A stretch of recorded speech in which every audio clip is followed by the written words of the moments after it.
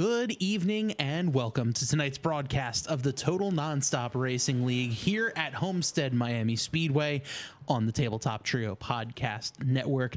Joining me in the booth, as always, is Joe. I'm Bob, and Joe, last race of the season here at Homestead-Miami Speedway for the Total Nonstop Racing League. This has been a very, very fun season and the perfect track to end a great 2024 B campaign. How could you not like it? Sun's out, Miami. It's a great finish. It is a great racetrack here. Multiple grooves for these drivers. If they want to run the top, they can. If they want to run the bottom, go for it. Middle, why not as well? The car gets a little sideways coming out of the corner through both turns 2 and 4. So that's something these drivers are going to have to keep an eye out for. Same goes for tires. It's Florida. There's plenty of sand everywhere, and that sand gets on the racetrack and really kind of erodes the asphalt on the track. So having to save your tires is going to be super, super important for these drivers. And finally, championship implications. Right now, the championship comes down to two drivers, Anthony DeBarro or the 0-2 of John Daniels. And basically, Joe, the way these standings here are going to come down to it is this scenario you see on your screen. DeBarro, 67 points ahead of Daniels. In order for DeBarro to win, he just has to start this race and finish ahead of Daniels. If for some reason we get more drivers, Daniels will have a shot to win the championship. DeBarro, or for Daniels to win, DeBarro has to either not race, which he's in the service, so DeBarro will be racing tonight, and then Daniels would have to finish top 10. Or DeBarro would have to finish 17th or worse, plus Daniels wins, qualifies on the pole, and leads the most laps. So certainly not impossible, but with only a couple minutes here left in practice, may not be very probable for the 0-2 of Daniels. All Daniels needs to do is pay someone who lives near DeBarro to cut their internet lines. That's all I'm saying, is they got about 5 minutes, and then you got a shot. So you're saying there's a chance. There is Anthony DeBarro, our championship leader. So far, 5th fastest on the board with a 34.6. John Daniels, let's jump on board here with the 0-2 of Daniels. Let's not jump on board with the 0-2 of Daniels there as he goes spinning coming out of turn number 4. You can't start the curse that early. You know what? I'd rather start it now than do it midway through the race. John does have our onboard camera for tonight, as Daniels is right now going through turns 3 and 4. He had messaged me a little bit earlier saying that he got a brand new G920 as well. So new wheel, new championship hopes.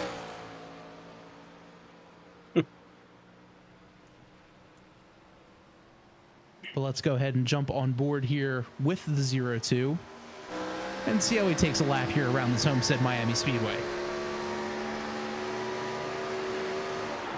Down the back straightaway, you can see multiple different lines. You could run all the way up top. You could run all the way down at the bottom here for the 0-2. Slide up, you can really feel the back end of the car get light as he comes out of the corner. Well, too light. Try to back it down. But a little hard right there for him. So he's going to reset and do this one all over again. Take a look here at the 82 of Tim Johnston. Johnston second fastest on the board so far with a 34.48. Having himself a pretty darn good season.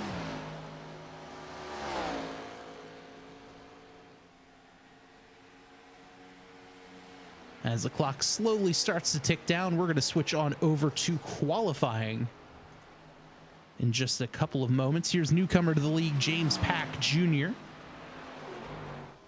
friend of Jason Schue's, just joined the league today. And as we say that, Nothing like coming in at the very end just to say, hey, why not? Just out here for fun. It's a warm up for next season. Exactly. Brand new paint scheme here for the 77 machine of John Cannizzaro Jr. Love the font. Very cool looking paint scheme for him.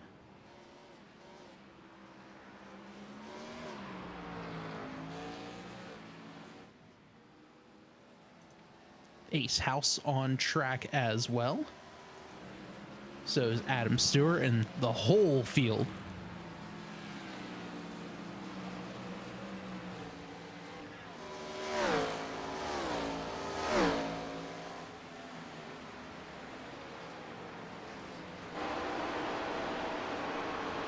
Here's Stewart in the number 4 machine, Welt's clothing car. So easy to get sideways out of 4. We saw Daniels do it. We saw Stewart here do it.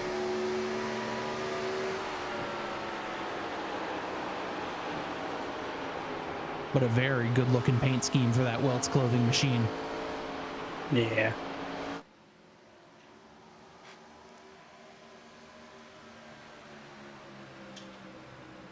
Don't forget, tonight's camera angles are brought to you by our friends at Track Cams for Gourmets. You can check them out in the link in the description below. Tim Johnston so far goes fastest on the board with 34.66. DeBarro just behind him with a 34.7. Johnson says, nope, I'm going to pull over, get this one restarted, get some fresh tires, and get back out there.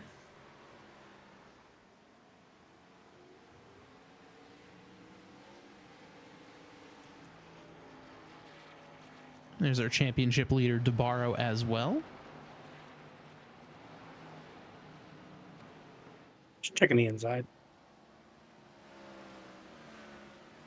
And that is one unique feature here about Homestead. The pit exit is all the way along the access road to the inside. You see the access road here on the very bottom of your screen. You don't need to use it for entering pit road, only while exiting, and there's no grip on there. That's something these drivers are going to have to worry about should green flag pit stops happen. As you said that, I saw Scott just bumper fall off. I guess entering pits. Yeah, let's take a look at that one there.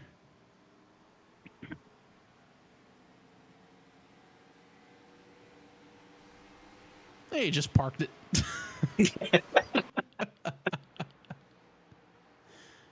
Tim Johnston still fastest on the board with just under 2 minutes left here in qualifying.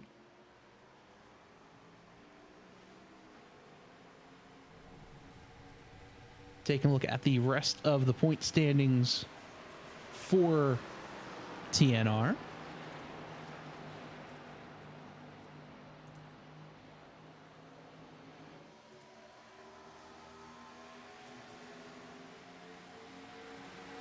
After 18 races left, you know DeBarro is your points leader, followed by the 0-2 of John Daniels.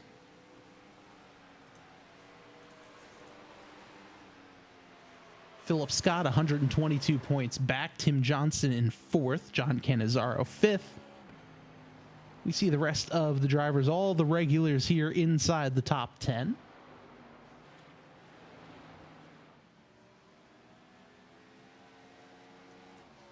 Still trying to decide which cars TNR will be racing next season.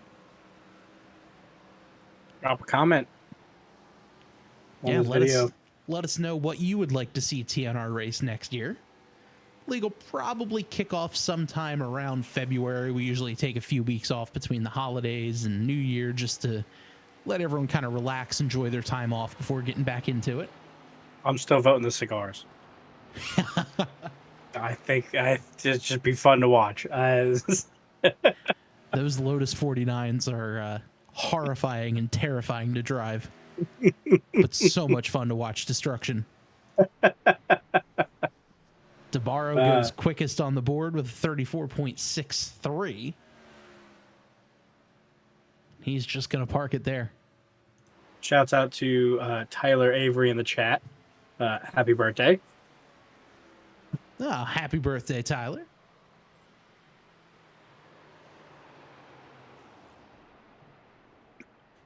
I'm not sure why that wasn't showing up on my side of things, but we'll get That's that why there's figured two of out. us.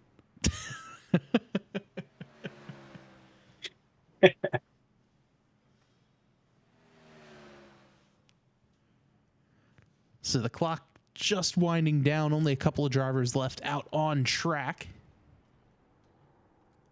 Yeah, relatively tight pack, less than just about a second off from first to last. Yeah, we see DeBarro there on pole with 34.63. 300ths of a second back is Johnston, his teammate. Philip Scott, 34.71. Daniels with 34.96. So there is definitely a pretty tight field. Right now, let's take a look at the starting lineup for tonight's championship race here at Homestead. Anthony DeBarro, your championship winner-elect on the front row alongside his teammate Tim Johnston. Philip Scott, John Canizaro Jr. make up row number 2. Shane Ewing, John Daniels are second place championship hopeful in 6th. Jamar Dumas, Danny White in row number 4. Jonathan Gaston and Ace House in row number 5. Adam Stewart, Jason Schue make up row number 6. And James Pack Jr., newcomer to TNR, starts in 13th place. Well, this is going to be a very, very fun battle out there for tonight. Just waiting on one more driver to jump out onto the field. And now we are rolling.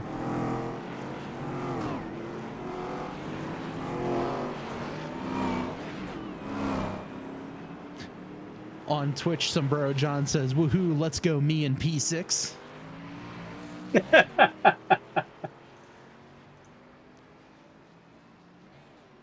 101 laps here at Homestead to make up this 150-mile race.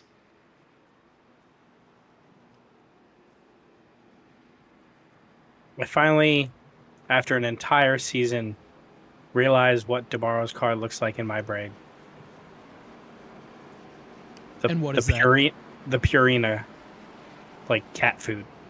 That's the bag. That's what the bags look like. It only took an entire season. It is better late than never, I guess. But as we say that, the pace car takes the hard left down pit road. Green flag is out. And we're racing here at Homestead-Miami Speedway. DeBarro has a great start. Johnston on the outside. Here comes Philip Scott and John Canizaro Jr. in row number 2. That's interesting. Usually they fall behind each other pretty immediately. Oh, there they go. Yep. There it is. There it is. And as we say that, DeBarro jumps out to the lead. He's got Canizaro right on his tail. Same with the 82 of Tim Johnston. Philip Scott is there as well. And we can't forget about the 02 of John Daniels. He is currently in P6. He's got himself a pretty decent run so far.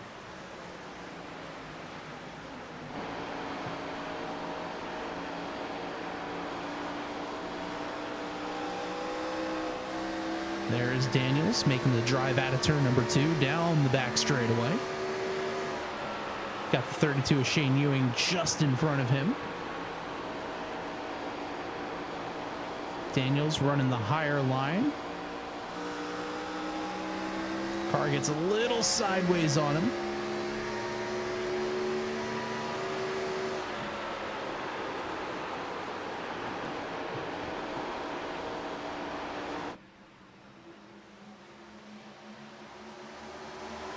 Meanwhile, out front, we've got ourselves a great battle for first. Yeah.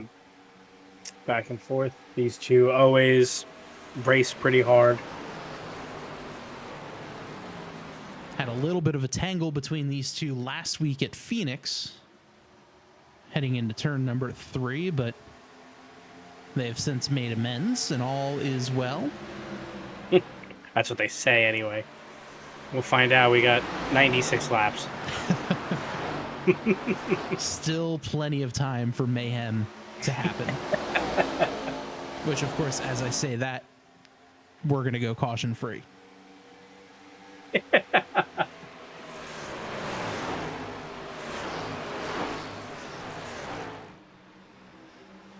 Side-by-side battle for second. Canizaro opening up about a 0.3 of a second lead.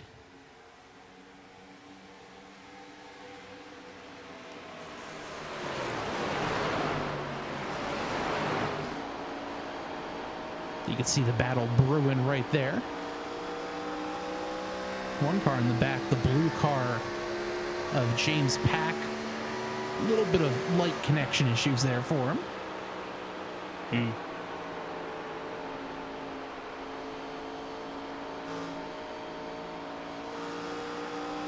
But he has made his way up the pack a little bit there.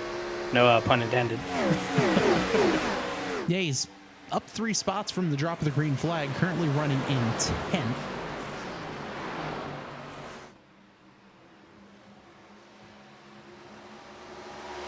As we've got ourselves a great little pack going right now. It's 44 Danny White moving his way up.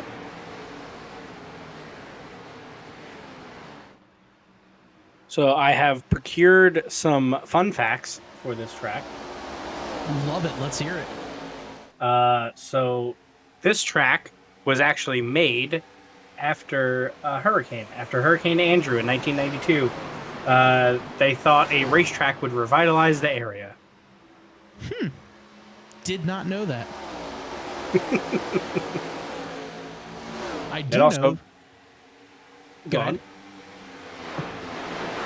I was going to say, I do know that this track originally started out as a flat square track similar to Indianapolis. Yeah, apparently people hated it. Oh, yeah. It was not a great track and actually fairly dangerous, too. Well, it's Miami. Yeah, that's fair. Any more fun facts you have for us?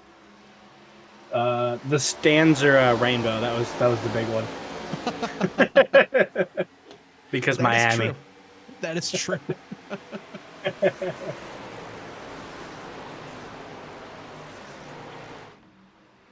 Here's Philip Scott putting some pressure on the 27 of DeBarro. I was chatting with DeBarro last week after Phoenix, and he said, looking for this one, he said he's not really going to prepare anything too differently. He said he's just going to run a calm, clean race, not take any chances, and he said he was going to hope for the best, but as we say that, here he is putting some pressure on Canizaro, trying to take back P1. Yeah. That's the thing. You want to race calm, but, when Canizaro is nearby, it's usually not that calm. Yeah, no. He is nicknamed the Wild Child for a reason.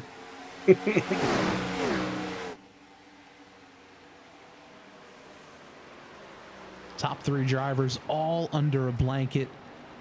Philip Scott was mentioning earlier that he's been racing in TNR now. This is his 10th season with the league. And he has yet to win on one of these 1.5 mile ovals. So look for Philip Scott to try to make a move, try to cap off a great season for him, a historic season where he finally got his first super speedway win. He's got a 5 season long road course streak that he has won every single road course race in these last 5 seasons.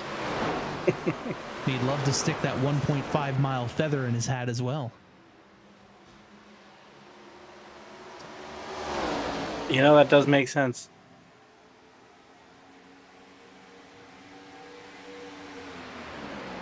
So now Anthony DeBarro has the pole, or has the point rather. Canizaro just behind him. Philip Scott there as well.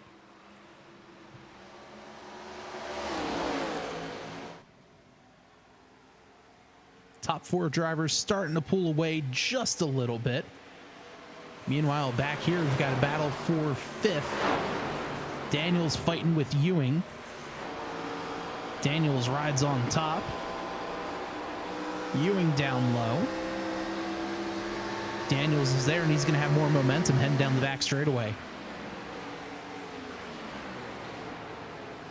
That outside lane may be a little slower around the track, but you can carry so much more momentum and keep it wound up the higher you go. Typically, in a longer run, everyone's going to find their way up to the top. Right now, still fairly fresh tires. Most drivers would probably prefer the bottom. But I think if you're Daniels, you want to go ahead, try to pick up as many points. Maybe something weird happens. And try to pick up some spots. But Shane Ewing really holding strong here. Yeah. It's interesting, as each go round, they seem to be losing some time on the top 4. And a big moment there for the 44 of Danny White. Let's get a check on that replay one more time. Looked like White had gotten real sideways coming out of turn 4. There's the 44 in the all black and white car. Came up the track. Whoa. That was big close. Little slide. Back to live action now. Things have calmed down just a little bit. White to the inside of the 72 of Jonathan Gaston. Yeah, good on him. He didn't lose a ton of time on that. Yeah, probably heated up the tires a little bit, but running down low there should be okay.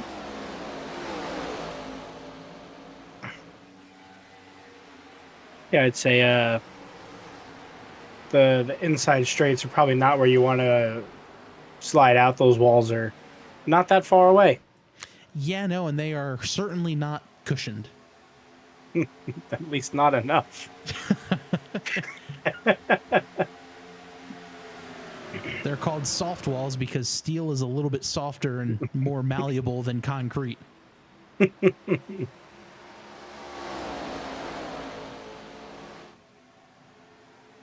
and they're really called safer barriers, but Yeah, safer for everyone else. Yeah.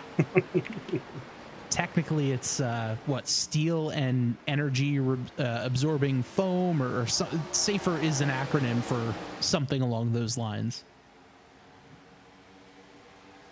And the fact that those walls are actually safer because they give. You can see the foam inserts there inside the wall. You are correct. Steel and foam energy reduction barrier. Hey! I was smart. No, you were safer. Hey man, a broken clock is right twice a day, okay?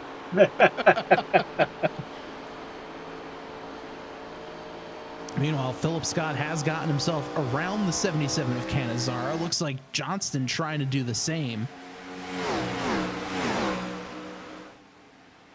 Man, I really thought they were going to come together there. Camera angle made it look like they're so much closer.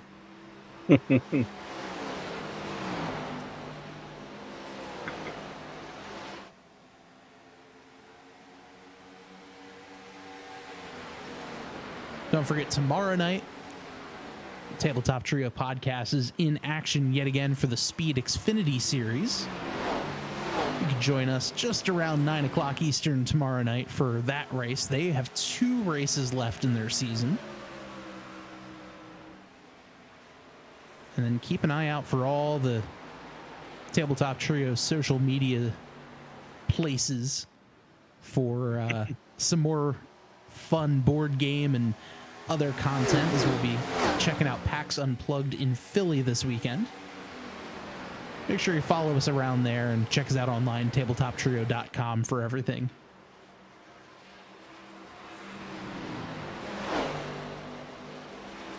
Always exciting to get to PAX. Oh yeah, we're gonna have a whole bunch of different different game previews and everything. There's one company that's coming out with a digital gaming table. Love that. As in, board game, tabletop RPGs, different things like that, and that looks amazing. They're doing game demos every day, and yeah, that's something we're gonna have to check out and share as well. Twist my arm. Whoa! Daniels slides real good and ends up losing 2 spots. Let's take a look at that one on the replay.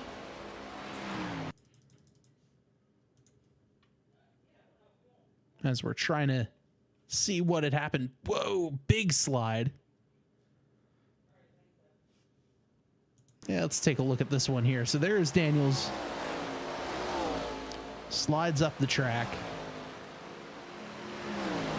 And right there, he comes across the seam. Cuts it all the way back down. Yeah, talk about heating up those tires. Yeah, those tires are not going to be too happy for him. That being said, it looks like DeBarro has pulled out a bit of a lead. Yeah, it looks like he's just about 0.6 of a second away or in front of the 99 of Philip Scott. But a little bit further back, these two drivers really feel like they've been attached most of this race. Johnston and Cannizzaro. Cannizzaro just cannot escape the Dizzy Motorsports team. I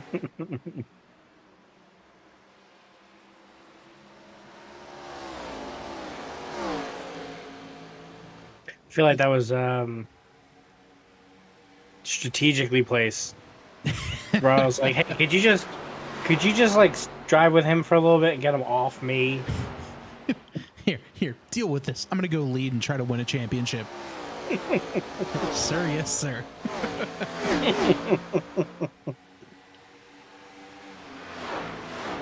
Definitely no, concrete team orders or anything like that. I feel like everyone kind of knows the scenario and knows, okay, this guy's racing for a championship. I don't want to be that guy to have him lose this championship.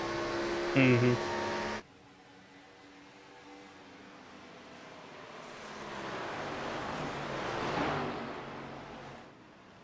But right now, we've got ourselves a pretty dang good battle.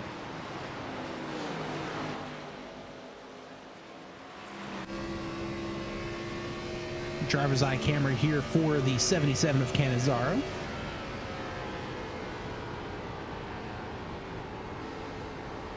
I know it's for good reason, but the tachometer being upside down just kills me. Honestly, it's there for reasons like this. If you're driving, you don't have your wheel in front of you. I get really it. See. it makes perfect sense, and I understand. But my brain, it's like, why isn't it right? Brain's like, no, fix. Put the numbers the other direction instead of just spinning it upside down. I don't know. You got your NASCAR. You have enough money. Just rotate the fonts. Right? It'll be fine.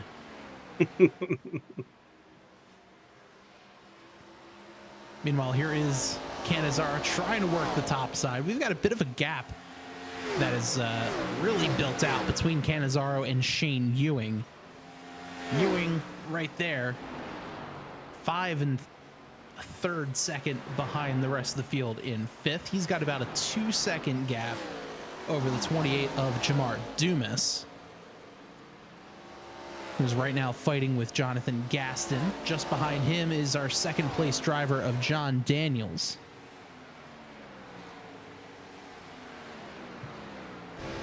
There's Daniels as we ride on board with him.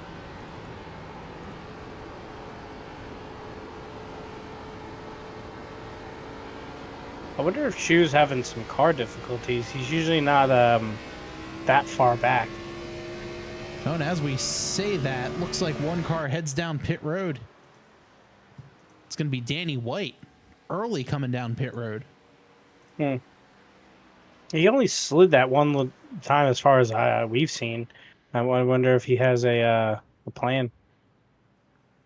Yeah, we'll see here the field as the crew goes around to the right-hand side. This just might be an early pit stop. Yeah, and Schue just came in. Schue heads down too. So likely a early pit stop for these guys. Looks like Schue has some right side damage as well from getting into the wall. So it was a little bit of wall damage.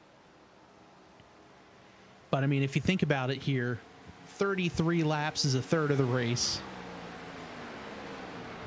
if you're going on 2 pit stops. Mm-hmm.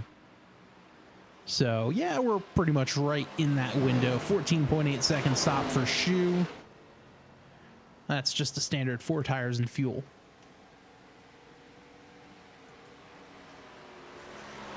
Now Johnston has caught Philip Scott. Hmm.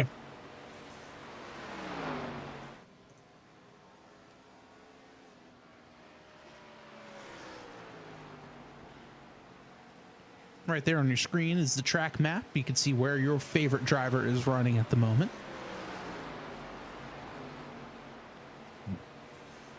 As always, if you like what you see, make sure you subscribe to us here on YouTube. Follow us on Twitch. You can like the video, share it with your friends. And if you run a league and are interested in us broadcasting your race, let us know. You can reach out to us online at tabletoptrio.com. Very competitive rates and all that sort of thing to get your broadcast out there. Twist our arms. let us watch and enjoy your races.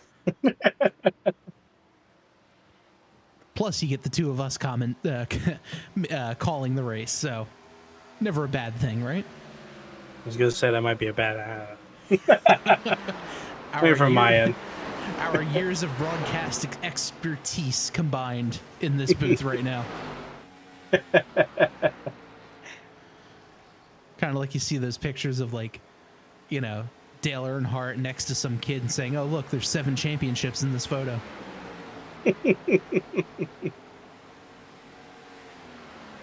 Correct. So we're Yes.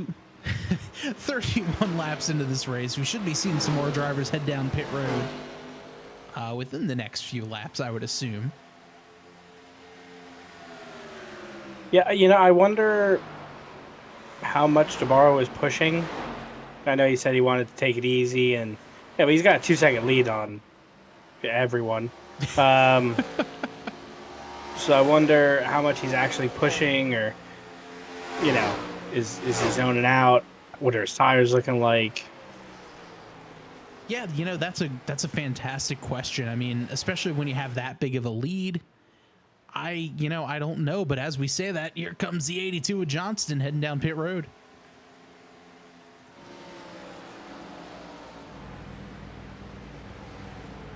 Green flag pit stops for the front half of the field starting now.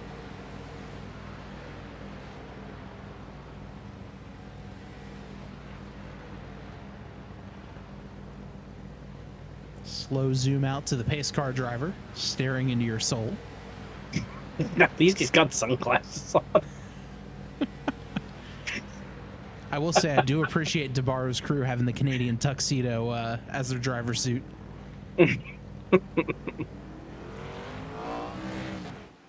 As a league that has many Canadian drivers racing. That was almost dangerous.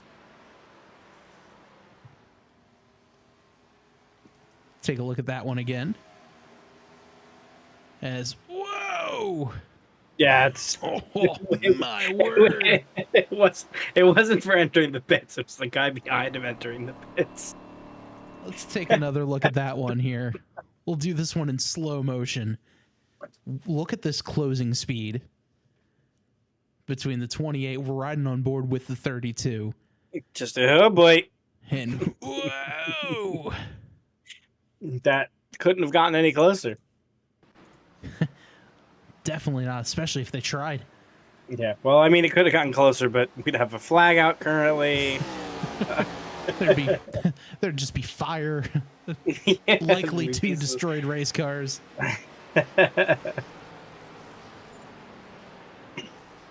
There goes the 82 of Johnston around DeBarro to get his lap back, as with the 44 of Danny White. And Joe, I don't know if DeBarro might have been trying to head down pit road there. Yeah, he's just in the way. Kind of trapped out to the outside.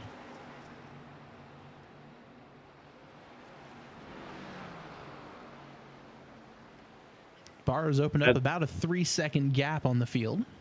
Yes, he is Car's getting a little wobbly back and forth on those exits. He's got to be running out of tire. Yeah, and I think it's looking like he's running an extreme low line here. Still not coming down pit road, though. He might be trying to run it as far as he can. Here comes Philip Scott down pit road. Adam Stewart on pit road as well.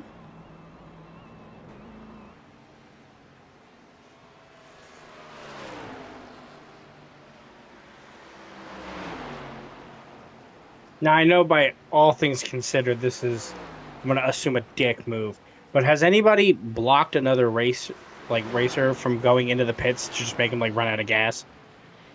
I mean, I'm sure it's happened, but not in any of the TNR races that I've been a part of. It's happened accidentally, of course. As, whoa, Canizaro in the background. He goes for a ride. Let's take a look at it one more time here. Big slide coming off the banking onto the flat. That could have been disastrous. I wonder if he made it down at the correct speed, because usually your brakes don't work that well when it's sideways. Yeah, no.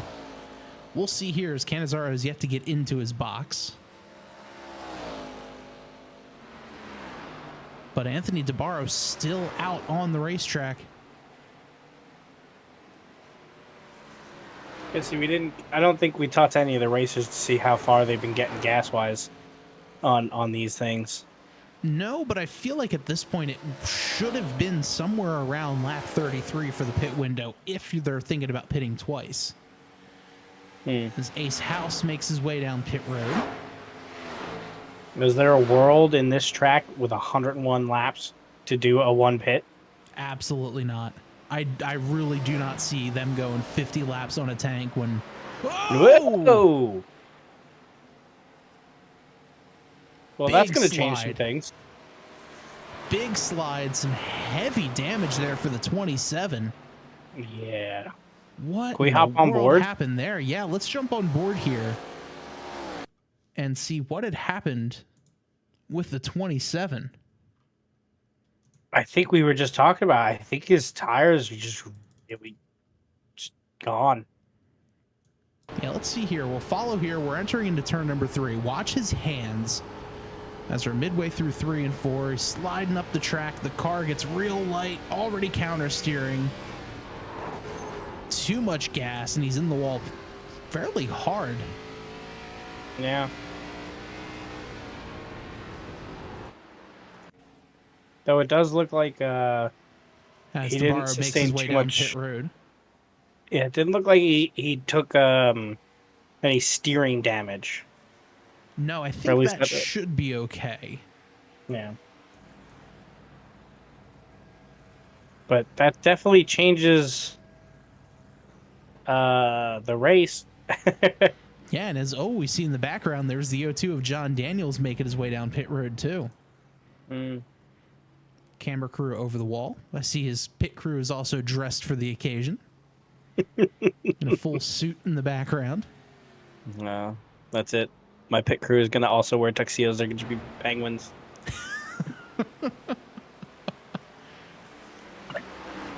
As Daniels is down and away, that's going to leave the lead over here to Jonathan Gaston and Jamar Dumas. Now, if they go this 42 laps, figure they come back through on lap 80. Have they pitted? They have not pit yet. They're the only That's two on track who have yet to pit.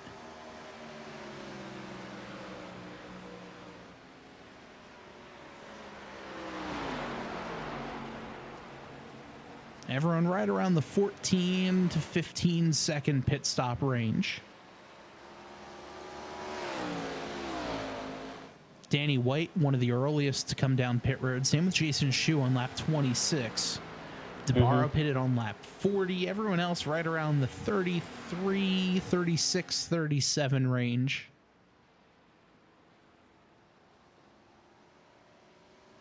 So I'm interested to see where everyone's going to be cycling out to, especially after DeBarro got that damage. Yeah, he's got a lot of time to make up. We know he's quick, but we don't know how much damage that car took. Aesthetically, it looks terrible. Uh, but Well, I can say last time by, Dabara put the fastest lap up on the board with 35.12. yeah, so maybe not So that I much structural. don't think he's going to be hurting for speed. Or much speed, anyway. Hmm.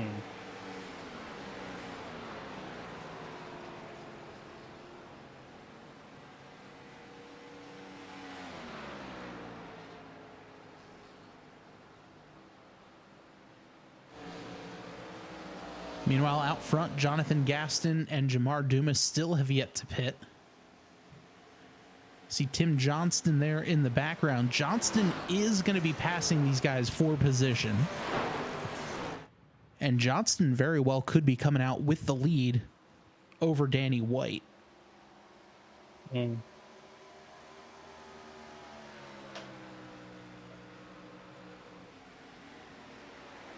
But we will see when all of this goes down. I really think that Gasson and Dumas are aiming for a 51 to 52 lap pit. I wonder if they saw something in practice that no one else did. Yeah. But I mean, right now, Gaston at least is not clutching. I'd imagine it's more That's because tires Gaston's than gas. coming down pit road. Mm. Oh, big lockup, but he's able to get it slowed down. I guess he didn't have enough gas for it. Let's see if Dumas can. Oh, trouble! Uh-oh. I guess no. Well, there goes that explanation. And our first caution of the day. Let's take a look at that one. Oh man, look at that speed difference. I don't think Stewart was expecting that much slowness. That much of a speed difference. Yeah. I was wondering what happened. I was like, we couldn't have cursed it that bad. It's not usually that quick. Yeah, so the 28 went and tried to go down to let Stewart go, and unfortunately they both just kind of came together. And just bad luck for the 80 or the 28. Yeah.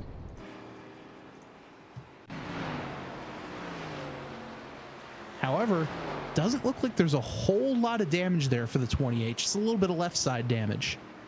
I was gonna say, I think he mostly just took like rear bumper damage. He basically got fender bender. Yeah. So that is a plus.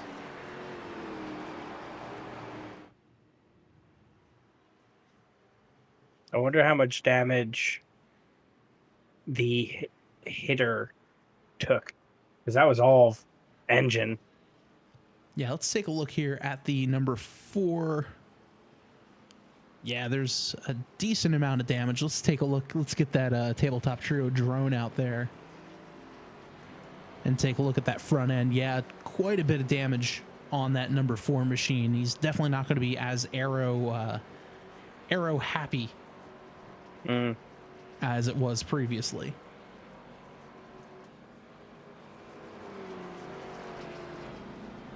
So Cannizzaro and Gaston are your top 2. Philip Scott leads the field off of pit road. There goes Tim Johnston in 4th. Danny White right here in 5th. There's Shane Ewing in 6th.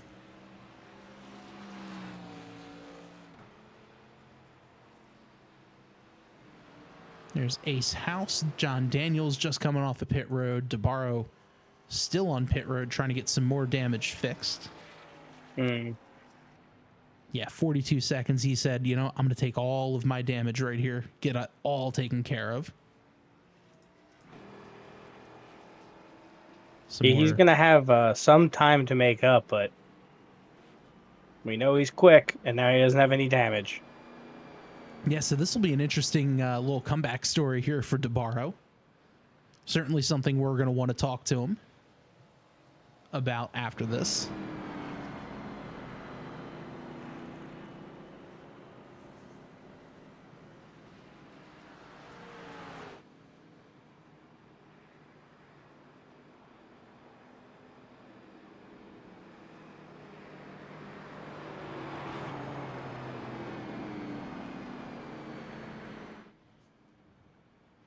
But right now we're at the halfway point. Looking like we're going to get the one to go next time by. And isn't this a bit of a topsy-turvy standings? Canizaro leading, Johnston in second, Danny White, Shane Ewing in third and fourth. Daniels, I believe, where he started. Actually, +1. Daniel started sixth, and he's currently running fifth. So a good run so far for that 0-2 machine. Looks like Ace House pulling over, or at least running the very bottom of the apron.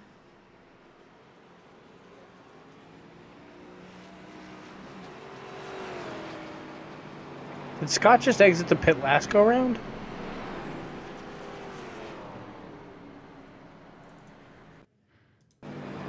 Yeah, looks like he maybe came down to try to top off. This could be interesting, though. I mean, we're coming to green, 49 to go. That's the thing. We were talking about it, and I think two racers were trying to get 50. I think Scott's like, well, if they could. You know what? This could lead to some really, really interesting strategy calls here. I think that's his plan. He's like, well, we're going to be yellow for another lap. Let me just fill up for that one lap. Yeah, any fuel in the car means more fuel for you the longer you go. And it's usually about a 2-to-1 ratio. Basically one green flag lap is equal to 2 yellow flag laps. So you're saving a ton of time. But the pace car is off. Green flag back in the air. John Canizaro Jr. gets on the loud pedal, and he's going to jump up in front of the 82 of Johnston. Here's Danny White there as well. Oh, trouble for the 32 of Shane Ewing. Ewing did not get going. Whoa! Jason Schue has an issue too. Yeah, speaking of not getting going. I think that was it for him. Have to take a look at that one more time.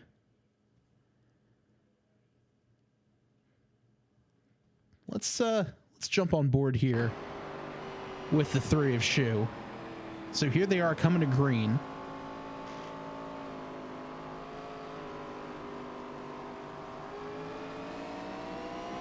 Everyone has to keep their lane before going green. 32 has some trouble. So the 3 checks up. And he gets sideways and hard into the wall. Yeah, I think that was it. I think that was... Let's take one more look, this time at what happened to the 32. I don't know if he just spun his tires or he got a little help from DeBarro. I didn't see any contact. No, just cold tires and just kind of walled himself. Yeah. And then the 3 there as well just kind of got too gas happy as well. I guess used to the last 40 laps or so, you come in a little hot. Yeah, I think that's just a product of cold tires and just not exactly being super comfortable with them. Yeah.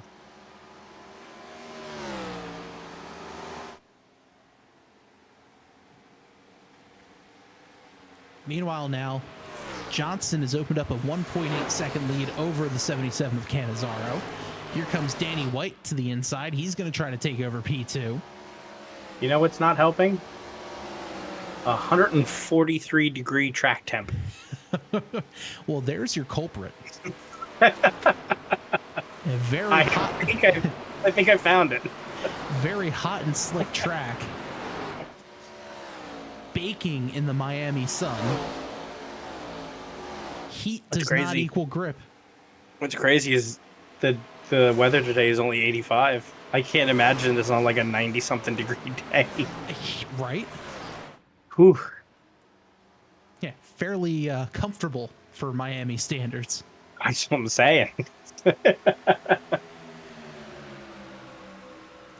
We've got ourselves a great fight now between White and Canizaro. And there's the 27 of Debarro poking his nose in. Yeah, he came back real quick. And look at him all over the back bumper of the 77.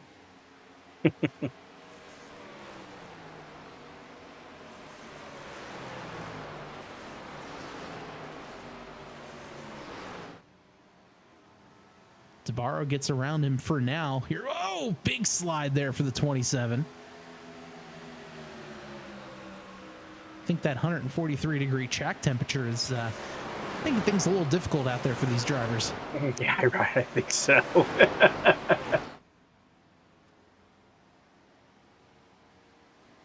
Danny White seeing this in his rearview mirror, just saying, "All right, you guys can stay back there. I'll hang out up here."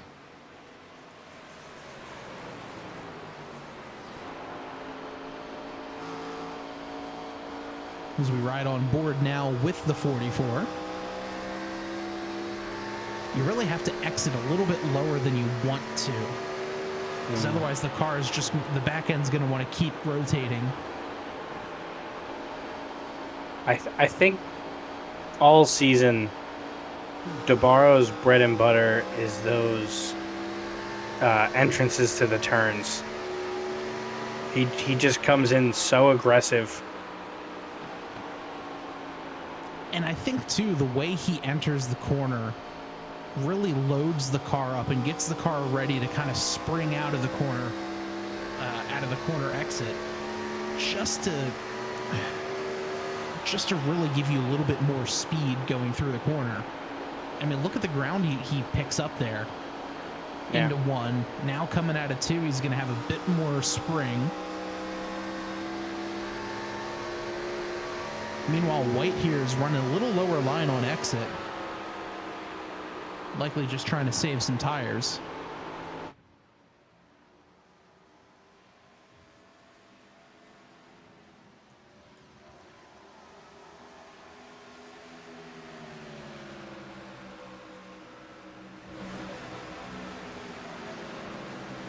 Field from the stands, or the view from the stands. This beautiful racetrack, Homestead-Miami Speedway.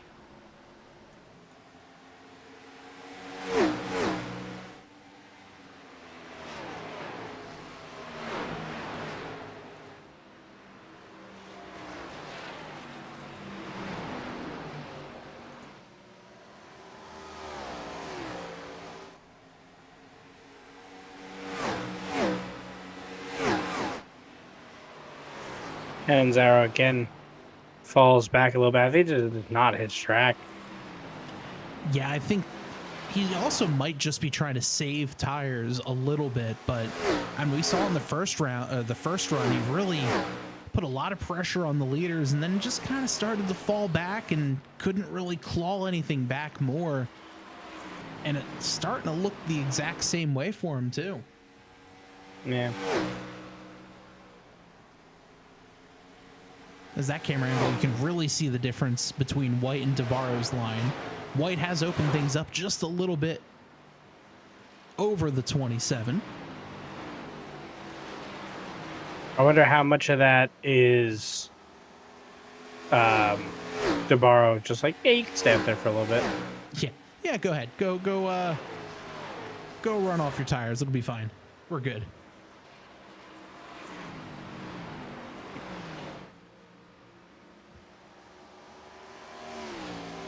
I wonder how many people are like, you know, let's run and see if we can get that just one pit. Yeah, I think that could be As it looks like Cannon Zero pitted. Yeah, he went down pit road. Is he maybe trying to run this one backwards from here on out? He might be.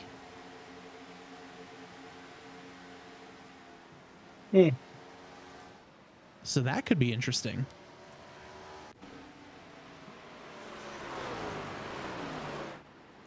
Looks like he did get fuel and tires, right? 15 seconds, about fuel and tires. Yeah, that's pretty much it. So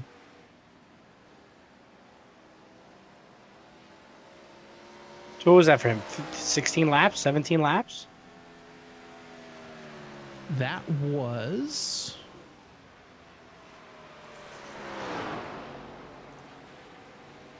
yeah, about 17 laps.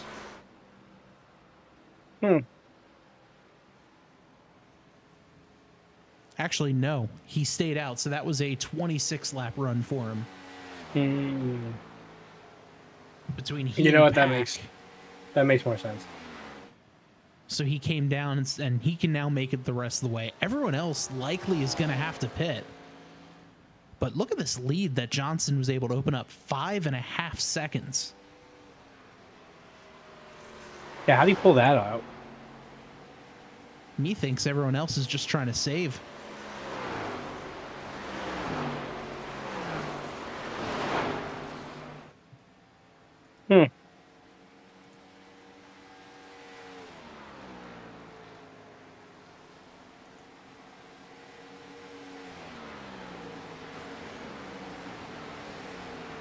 Yeah, I think everyone just might be trying to save here. Let's jump on board here with the 44 white to see what's going on.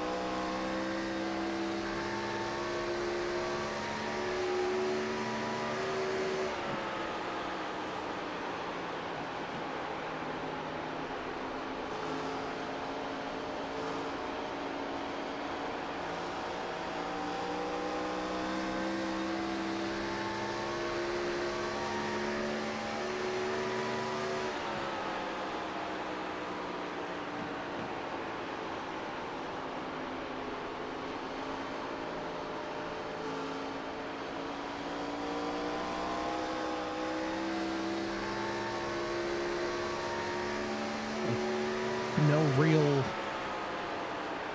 lift. I mean, he's lifting at the normal points. Getting on the gas a little bit later, so maybe trying to fuel save that way. Yeah.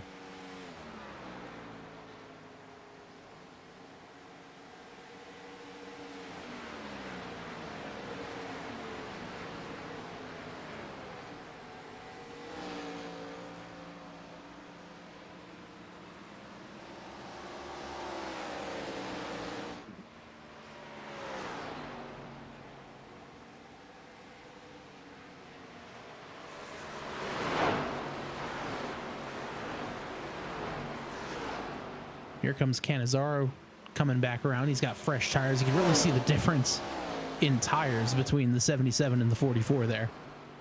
Yeah, but he's got a way to go before he gets to the Johnston. Yeah. And then he's got to do it again. So we have some trouble. Jason Schue made it back out on track. Did he? But I think he's just, yep, he's just going to pull it over right here. It's not enough. So tough Maybe break for Schue. Yeah, maybe he's trying to figure out, let's see if we could fix some damage. Let's give it a go. Nope. Yeah, but I think he might have just gotten the wall a little too hard with a damaged race car, and that might be it for him. And meanwhile, Tim Johnston, a 6-second lead over the field. You can see those little tiny specks in the background.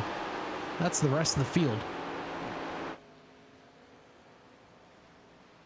yeah, with that, I wonder if he's going to have to come down again.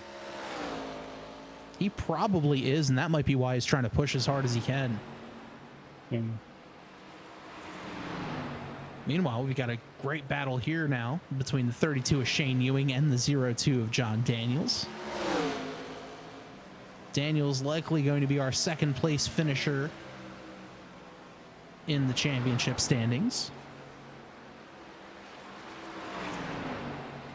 And pre-race over on Discord, Philip Scott made a very interesting point that he missed the Atlanta doubleheader this year to be on American Ninja Warrior. And if he hadn't missed that, he'd very likely be in this championship hunt. That is true. But still, a third place finish in the standings is nothing to scoff at. And, you know, being on TV. Yeah, and being quite literally an American Ninja Warriors. Oh, we see the 82 of Tim Johnston down pit road. Money stop. It was only time. a matter of time. Yeah. Here comes DeBarro as well. So that one I didn't expect. Yeah, I didn't really expect that one either, but the Dizzy teammates starting to come in strong. Here's Adam Stewart as well heading down pit road.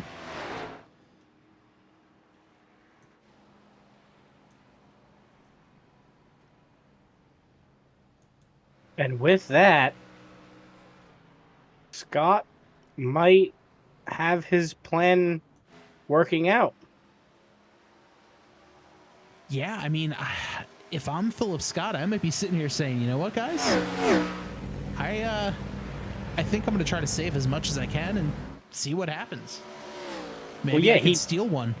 He grabbed gas at, what, 51? 52, somewhere thereabout? Yeah, somewhere along there. So, I think that's his play.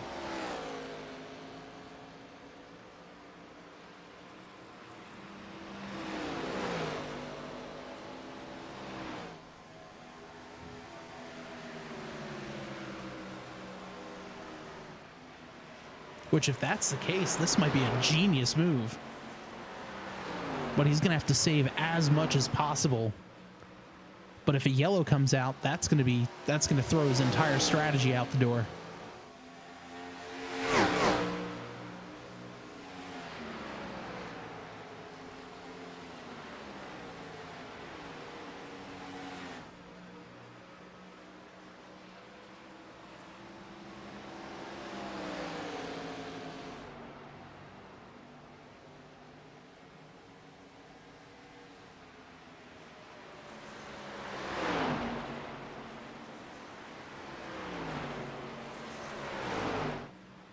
So we got a good battle here for the lead for the time being. Scott on the high side, White down low. Philip Scott able to get around him, but Danny White a little sideways there at it too.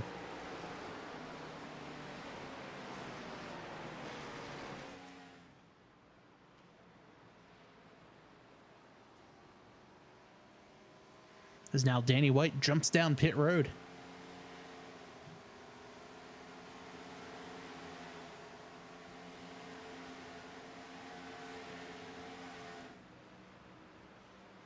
So right now, Philip Scott leads Jonathan Gaston. You see the 27 of DeBarro there. DeBarro right now sitting in P10. But with the way everything's going to be cycling back around, he'll probably wind up picking a couple spots up. Mm-hmm. But a yellow would certainly help his cause. Yeah, very much. But we have 24 laps to go. Scott with a 3.5 second lead over Jonathan Gaston. And we saw Gaston and Scott both looking like they might want to try something crazy going on. Yeah, Gaston was also in the pits, right? Yeah, Gaston had just dove down pit road when the Dumas yellow came out. Dumas might have been trying to go. I think if anyone is going to try to go this 50-lap stint, that might be this guy, Jamar Dumas. You know, barring any more yellows, obviously. Yeah, because that'll throw a hamper. Just a little tiny wrench in the works, that's all. One wheel-sized wrench.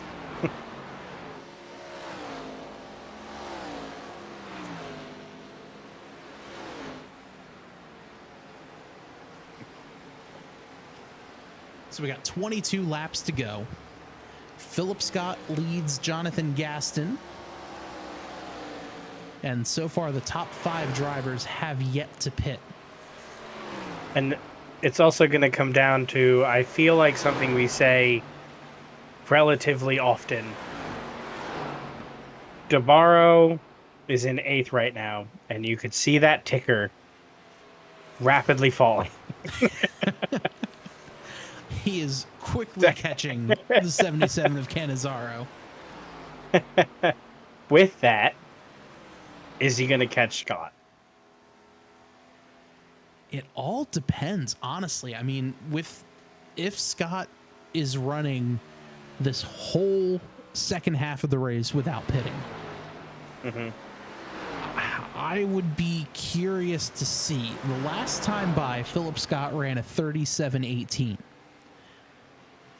DeBarro ran a 35.26, so 2 seconds a lap faster. But he only needs 15 laps if he keeps up that pace.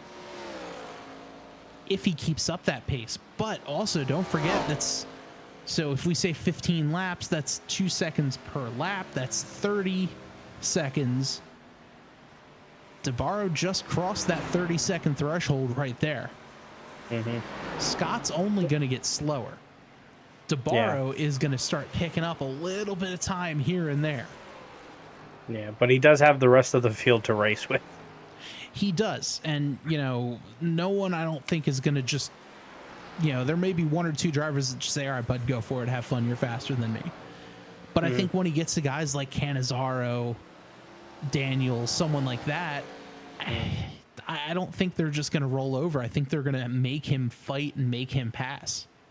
So keep an eye on that gap. Yeah, that ticker is moving down rapidly. He's catching up to Canizaro pretty quick as well.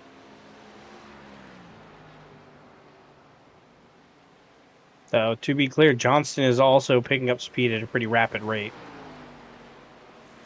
Yeah, Johnston right now in P6. He's the first of the cars who have already made their final pit stop. He pitted back on lap 73. Both he and DeBarro pitted, so the two of them have the same health for their tires. DeBarro with a bit of damage from the outside wall when he got into it a little bit earlier. So I think this could be interesting.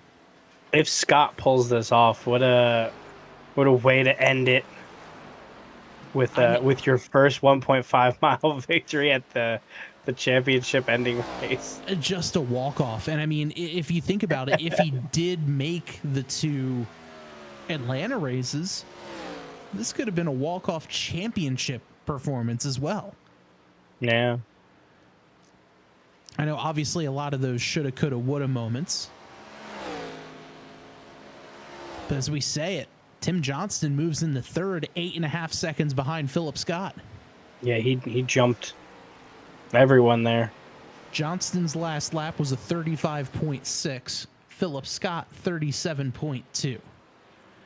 And now Scott down pit road. Wow. I was not expecting that.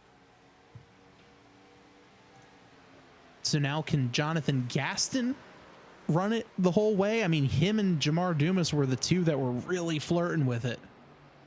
Yeah. Now it's going to depend, where does Scott come out? Does he take 2 or 4 tires? And can he catch the front half of the field? Yeah, I was not so they expecting take 4. him to. And he's down and away. 14.8 second, great pit stop. But now he's back in 9th. Yeah.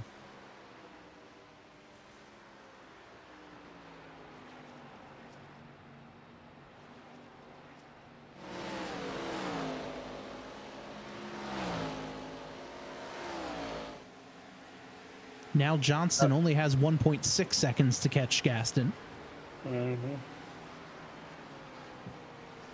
Oh, and by the way, there's the gap. But Anthony DeBarro is kind of stalled out. He's only 15 seconds back.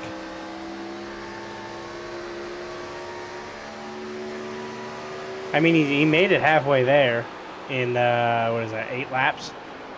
Yeah. So he's about going what we thought he would. Yeah, I mean, let's see. Gaston's last lap, 37.3, as Tim Johnston takes the lead. Yeah, I guess he's not even going to try. DeBarro 36, so now it's a second per lap faster is DeBarro over Johnston. Or pardon me, DeBarro over Gaston. Oh, nope. Canzaro's not giving him to it that easy.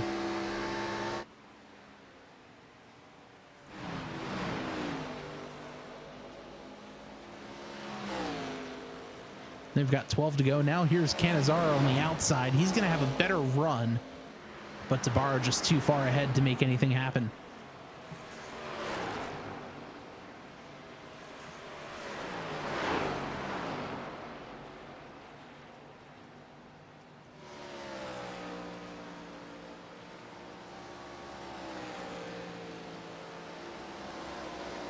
So that's looking interesting. Now DeBarro actually does look like he stalled out.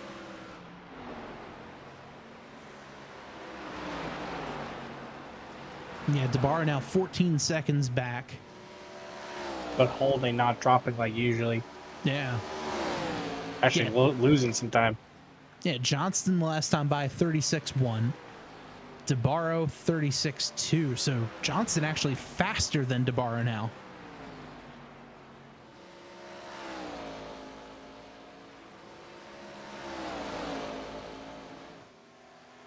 Johnston running a very low exit, just trying to save the car. Yeah. 10 more laps around for the 2024 B Total Nonstop Racing season.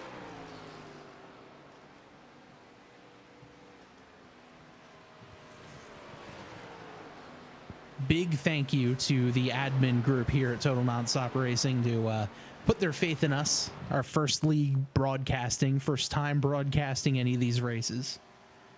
Has been a ton of fun to bring these races to you each and every season. Or each and every week, rather. Hopefully each and every season. Yeah. Big thank you to Garrett Gleason, the head admin here and owner of TNR. A great guy. Great admin. Shame he wasn't able to make it out tonight. Would have loved to chat with him and have him do our trophy presentation. So we're wishing him all the best. Currently dealing with some power issues at home in the Northeast PA region. Yeah, stay safe, stay warm. Good luck. They were not expecting a ton of snow that they got last week.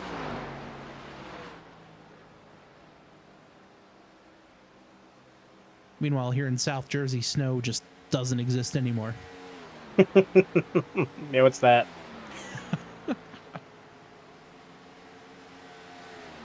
So we're coming to 7 laps to go. Jonathan Gaston still hanging strong in P2. Mm-hmm. Which is actually shocking. Yeah, I was not expecting Gaston to try to make it, or to make it this far. Same with Jamar Dumas. I mean, DeBarro's kind of starting to fight back. He just got around the O2 of Daniels. Yeah. And now Daniels is going to have to fight off Shane Ewing and Danny White. And which doesn't look like... That was close.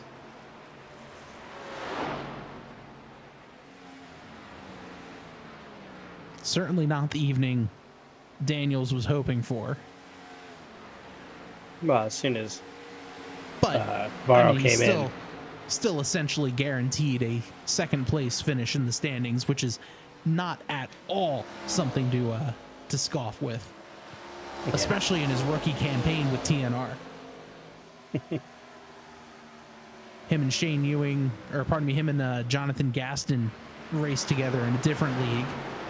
Gaston said, hey, TNR is a great place. Why don't you guys come and join? Saw a few other drivers from that league join us, but John Daniels really sticking around, which is awesome to see. He's just had himself a great season.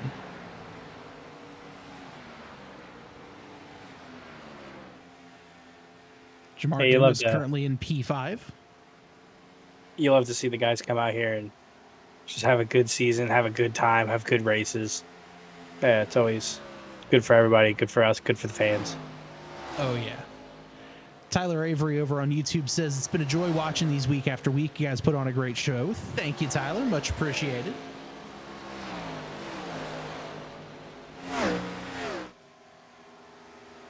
Clock ticks down, 4 laps remaining. Yeah, I'm actually shocked Gaston is able to hold his number with how many laps he's had in this car. Yeah, I mean, the tire difference, it's about 24 lap difference between Gaston and DeBarro. Yeah. As you see here, Johnston pit on lap 73, Gaston pit on lap 49. I wonder if he's going to make it. And if you look here, Daniels also pit on lap 50. Yeah. Dumas on lap 49 as well. So we'll see if these guys are able to make it the rest of the way. You just heard the 72 clutch it in. I was going to say, is he clutching? Yes. At least I'm pretty sure that's what I heard. As Shane Ewing heads down pit road, he's not able to make it. No clutch that time through.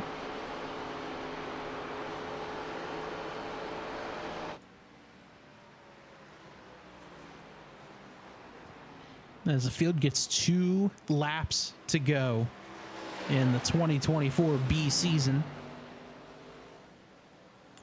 Ewing does a gas and go. He's down and away after 5 seconds of fuel.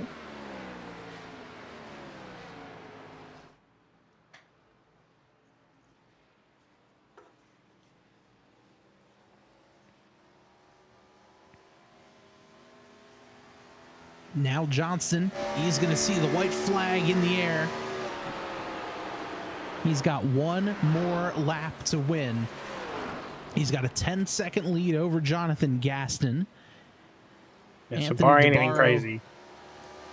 Yeah, DeBarro may not win the race, but now Anthony DeBarro is going to have to just hang out and ride. In 14 seconds, he's going to be the 2024 B champion. As out of turn number 4, Tim Johnston sees the checkered flag. Tim Johnston is going to win at Homestead. Jonathan Gaston is going to come home P2. But after 20 races, Anthony DeBarro is your 2024 TNR Shoes Landscaping champion. Fantastic race, fantastic season. Congrats all around to everybody.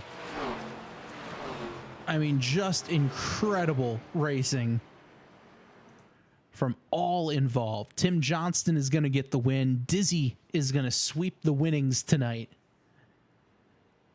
with Jonathan Gaston in the middle between the 2 Dizzy drivers in P2.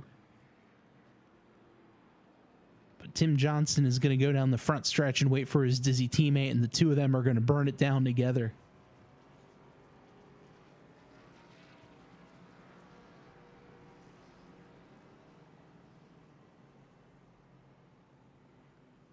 As we wait for them to do their donuts.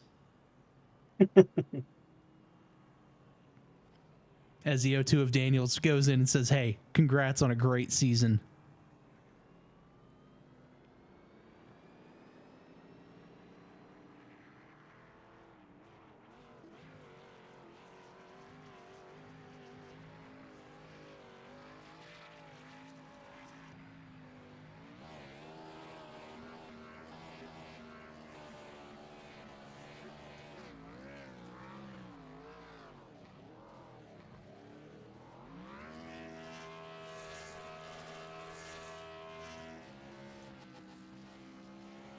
Couple of champions burning it down on the front stretch.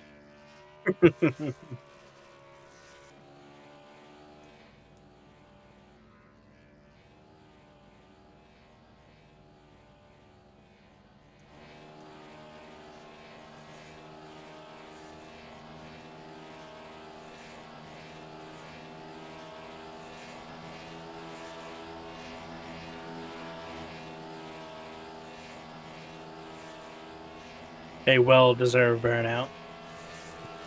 Massive burnouts as well.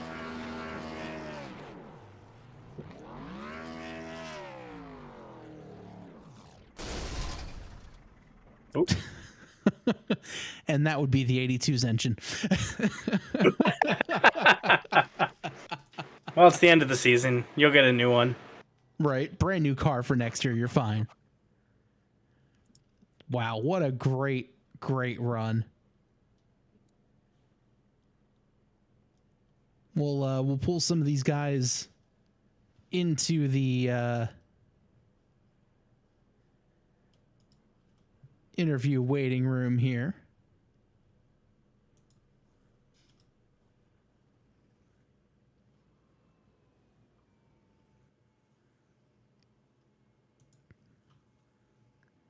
As we'll try to pull Daniels in there as well.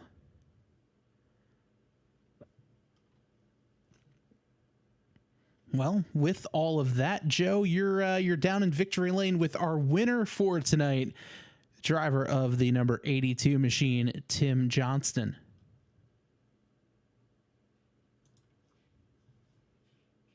Hey, Tim, congratulations on the victory tonight. Crazy strategy you had. Can you walk us through it? Yeah, after the caution came out, it was kind of decision time. It was like, well, I can either save a set here and hope for a late caution, or take the set, run as hard as I can, split it in half, and then take my last set and hope for no caution. Thankfully, that strategy worked out. So, with the tire wear being so critical, how did you end up managing your tires? Because you were by far the end there, the fastest on the track. Well, for the last run, I really wasn't saving anything. For the last two runs, actually, I was pretty much running as hard as I felt comfortable to run without crashing. The first run, I tried to save, but I didn't save as good as Philip or Ant.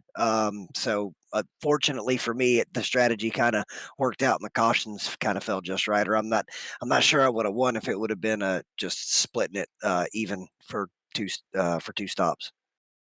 Awesome. Well, congratulations on the victory. It was a great race. You have any shout outs for us? Yeah, I wanna thank everybody at TNR, Garrett, and all those guys. They work really, really hard to put on a show for all of us to just have to show up and race every week. Congrats to Ant on the championship, my teammate. So happy to still be a part of Dizzy. Thanks to all the drivers and their respect and their clean racing for the season. You guys for putting on a great broadcast for the entire season, and all the fans that tuned in. And hopefully everybody will come back for next season. Hopefully, indeed. And congratulations again. Hopefully, we'll be talking to you next season. Thanks, guys. Looking forward to it.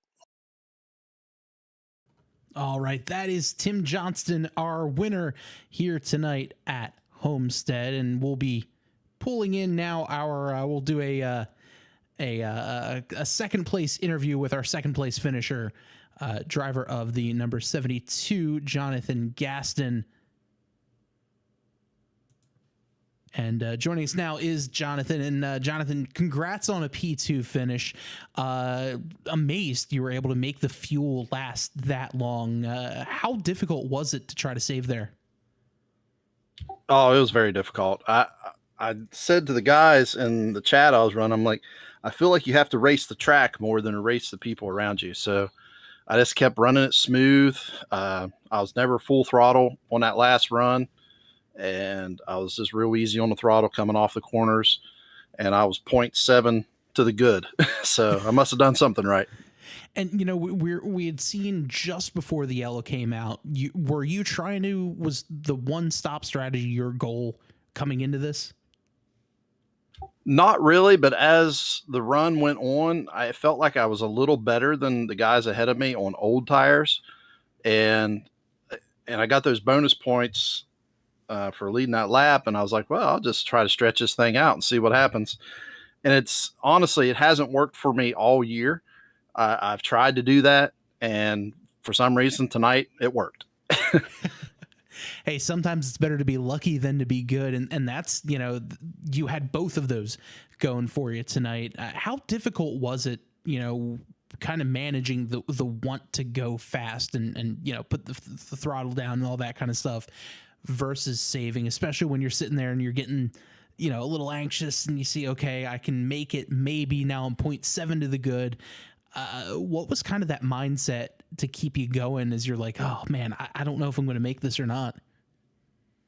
It was extremely difficult. And with the track temperature being so hot and these cars having so much horsepower, you couldn't get on the throttle, and you just had to ease into it. The first run, I was a lot more sideways than the second run, and you just had to baby the throttle. I mean, even on the straightaways, when you thought the car was set and you would push too much on the throttle and you'd go sideways. So it's very challenging. I think being a dirt racer and racing a lot of dirt tracks, I think that was definitely an advantage tonight, because it's just like a dry, slick track. You got to be easy on the throttle, and you got to save your stuff, and it really worked out for me. And, it's been a great season for you. Maybe not where you want it to be standings wise, but, talk us through, the ins and outs of the season. And before we let you go, definitely want to hear some shout outs from you for whoever it is that you want to shout out. Yeah. I coming into this, I had higher expectations. I mean, I think I'll end up like top 5, top 6. I mean, these guys are some of the best racers. I race in a Saturday night league, and I've always wanted to try to do a challenge with these guys versus those guys. But this is a harder car. We always have less cautions. These drivers in this league race very respectful. So I can't complain too much. I hurt myself more than anything this year. In these races, I would have speed, and then I would mess up on the pit. Mm-hmm. So, and then the season on a high note, finishing second, that's as good as a win for me. That's for sure. And before we let you go, I'm sure you have some shout outs, so let's hear them. Yeah, well, thank Hall Drilling. They let me put their name on the car. Tom's Tire, Precision Design, Gaston's iRacing Graphics. If anybody's looking for a good looking paint for cost effective, look me up on Facebook. Business has been kind of slow lately. A shout out to you guys. You guys put on a wonderful broadcast. I thank everybody over here at TNR for doing this. It's a great league. We've been talking with Jamar and Danny White and a couple other guys about what we can do to get more people interested, because it's definitely a great place to run. It's very well ran and a lot less drama, and it really pays off. And I'm sure it makes for a much better broadcast when you're not yellow after yellow. That is for sure. Well, Jonathan, congrats again on the P2 finish, and looking forward to seeing you out there next year for the 2025A season. Oh, definitely. I'll catch you guys later. All right, that's Jonathan Gaston, our second place finisher for tonight's broadcast. And Joe, you've caught up with our second place finisher in the championship standings, driver of the O2, John Daniels. Hey, John, congratulations on the second place finish in the season. Just, overall, tons of races. How'd you end up here? What was the moment you were most proud of? Well, as for getting here, we just, I jokingly told the others a couple of times, I just nickel and dimed my way through the season. The best of the finishers of all that started all the races. Tim and Anthony, they had a couple of races they missed, got provisionals and everything, but it is what it is. We just nickel and dimed our way to the season. I think there's 2 races I didn't have top tens, and looking back at the season, I think I'm going to really circle that. This is where if I'd have done better, I'd have had a better shot at the championship. I think one was the 19th at Daytona in the first race. Just hit the wall, had some damage, and just never had the speed after that. And one time at Charlotte has spin, and they didn't throw the caution, but that's another topic. Um, and then we just, nickel and dime. We just never had the speed to make it through. As for proudest, I'll have to say the road course finishes this season I gotta look forward to the most. Before May, I'd never driven a stock car on a road course in any competitive fashion, and even in a league setting, to go and finish second in both races. Watkins Glen being a fuel mileage, it's a strategy race that actually extended the points lead when I had it at the time. So, point being is the 2 road course races are the ones I look back on with most pride, I should say. That's awesome. What is your favorite thing about racing at TNR? Just seeing this beautiful find lever die trying Dodge Charger on track. Just seeing it out there running the different character cars, and it just looks good. Nice to see, even though it's a Chevy, according to iRacing, it's still a Dodge in our hearts. We all know Exactly. And you have any shout outs for us? Well, I got quite a few. I'll make it quick. I'll make it quick. The sponsor we got in the hood, Find Lever Die Try, $4.99 visual novel game on Steam. Rim protectors on the side of the car there. Sunseeker Games, producer of the game Find Lever Die Trying. Let's see. Got to thank Garrett and the lads for doing the league and making it the Gen 4 car. I joined the league at the very last second, or like 5 minutes before the qualifying session at Daytona for the first race. So for being what the cat drug in, it's not too bad. Last shout out's a bit of a personal one. UNC Chapel Hill Hospital there. My dad had to have surgery, not this Friday past, but the Friday before Phoenix. Had successful surgery and everything, so I got discharged the next day. So everything was good there, and give them a shout out for anyone that listens. Fantastic. Well, congrats again. Fantastic to win runner up. Hopefully next season we'll be talking to you again. Maybe as the champ. Hopefully so, but regardless, tonight was another top 10, so top 10 free chalky milk. Y'all take care. It's great listening to you guys, listening to y'all in the ear with the camera and everything, and hope to see y'all again next season with broadcasting this league or wherever else y'all might be. Hopefully here. Thanks again. Awesome. Thank y'all for having me. That is John Daniels, our runner-up here in the championship standings, and I'm now with the man of the hour, our 2024B champion, driver of the number 27 car, Anthony DeBarro. And Anthony, congratulations on a fantastic season, 2024B season champion. How's it feel? Well, thank you. I just what a run, and to have, I think I had 15 top 5 finishes, and that's just unreal, and 8 victories, and congratulations to Tim on that race to win.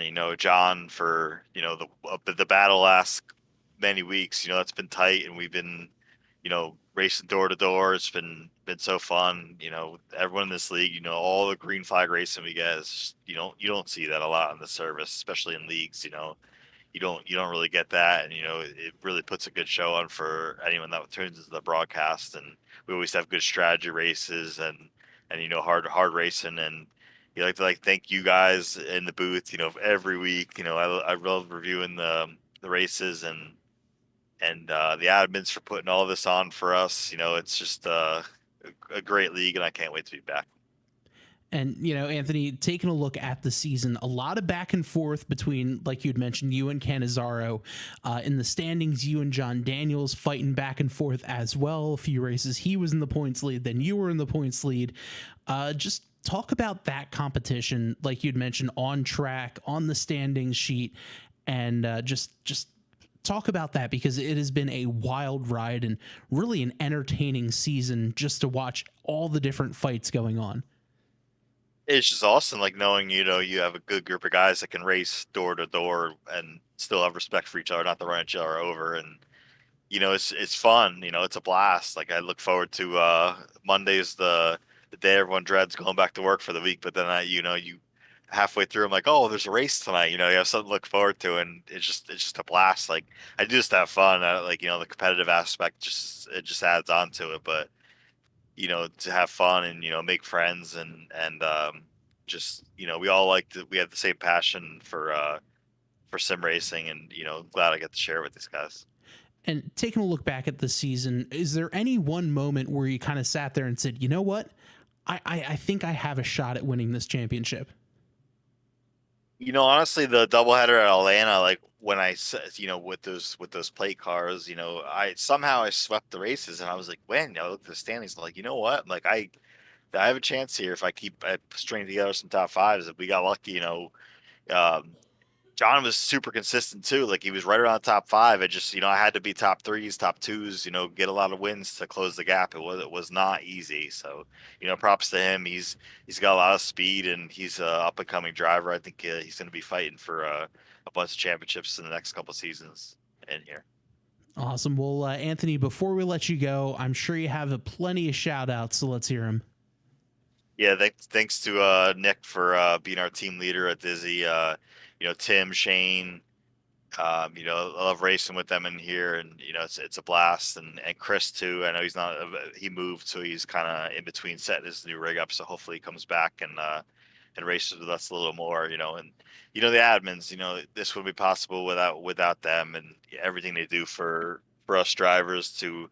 And luckily, we don't give them too much work after these races for reviewing incidents. So that's props to us drivers. And like I said, racing door to door, any of these guys, it's a blast, and I look forward to it each week. And it thinks it's over, so I'm looking forward to getting the next season started in I guess it'll be February. Awesome. Well, Anthony, congratulations again on a great season. Congrats on the championship, and we're looking forward to chatting with you already next season. Thank you, guys. All right, that is Anthony DeBarro, our 2024 season champion.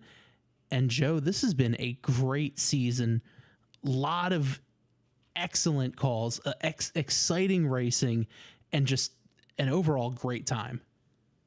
Yeah, it's been fantastic to attempt to be as good as you are in broadcasting, and to kind of meet all these racers and learn so much about racing, and hopefully teach the viewers about racing stuff. And it's just fantastic all around, That is for sure. Let's take a look at the final standings for tonight's race. Tim Johnston gets the win. Jonathan Gaston, P2. Anthony DeBarro in P3. Danny White in 4th. Philip Scott fights his way back to finish in 5th. Jamar Dumas 6th. John Canizaro Jr. in 7th. John Daniels 8th. Ace House in 9th, 1 lap down. James Pack, newcomer, finishes 10th. Shane Ewing in 11th. Adam Stewart in 12th. And Jason Schue rounds out our 13-car field for tonight. And Joe, again, a great race, a great season overall. And I cannot wait for the 2025 Season A to start up sometime likely in February. Absolutely. Super excited. Well, that will just about do it for us. Thank you so much for spending your Monday nights with us right here on the Tabletop Trio Podcast Network. We will be back on the air tomorrow night at 9 o'clock as we broadcast the Speed Xfinity series. So until then, I'm Bob. I'm Joe. This has been the Total Nonstop Racing League live from Homestead-Miami Speedway on the Tabletop Trio Podcast Network. Have a great night.